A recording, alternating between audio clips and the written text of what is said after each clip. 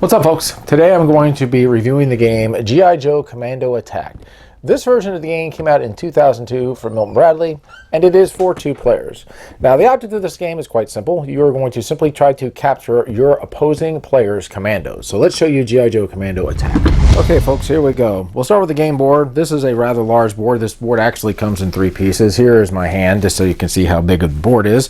Each side is going to have 6 different characters that they will be able to use. These are nice quality characters. And the cool thing about the stands is if you have a G.I. Joe character, you can actually place his foot here on this little peg and use him as well, which is a pretty cool feature. Now, the object of the game is you're going to try to capture all of your opponent's soldiers. And the way you're going to do that is you're going to either by doing it by hand-to-hand combat or by using this cool little gun, which I'll talk about here in a little bit. Now, each side here has a building, and they also each have 1 vehicle.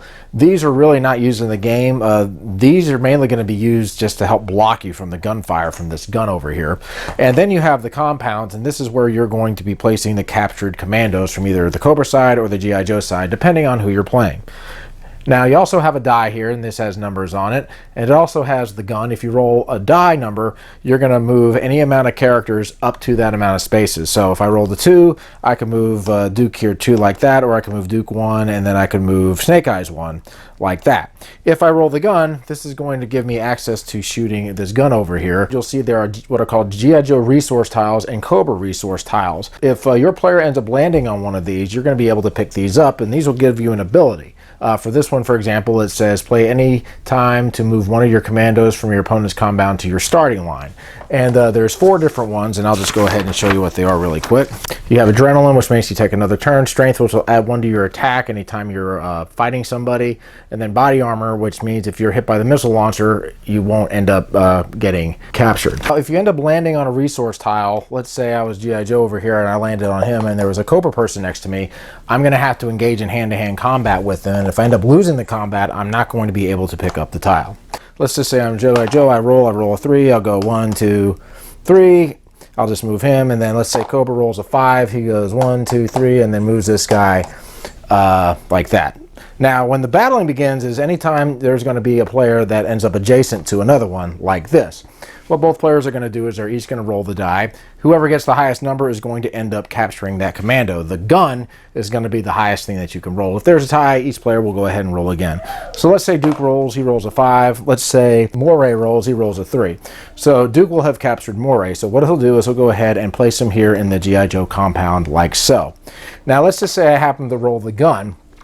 I'm going to go ahead and turn this gun on like so, and then I'll be able to fire this gun anywhere from my starting line back. So I'm going to have up to 2 shots. If I end up hitting somebody on the first shot, I'm not going to shoot again. So let's just say I shoot the gun and I've knocked over Storm Shadow. So since I've knocked him over, he is going to go ahead and get placed into the compound. If it turns out that the player is leaning on another player and gets knocked off the board, that will constitute a capture, but you have to be careful as well, because if you hit yourself, then the opposing player is going to end up capturing you. Now, once during the game, you're going to actually be able to release all of your troops.